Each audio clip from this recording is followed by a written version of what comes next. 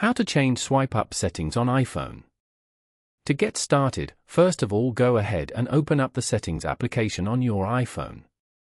Settings allow you to customize your device's behavior, from display and sound to app permissions and account management. Once you're here, scroll down and tap on Accessibility. Accessibility features help you customize your iPhone for your individual vision and motor needs. Inside the Accessibility menu, tap on Motion. Here, you will see the Reduce Motion option at the very top. Tap the toggle switch to turn it on. When you swipe up, you can see the motion is a bit delayed. To disable it, simply tap the toggle switch again.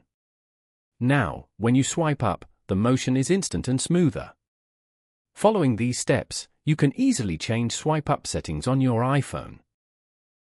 Thank you for watching. Please leave a like if this tutorial helped you, or leave a comment below if you have any questions related to the video.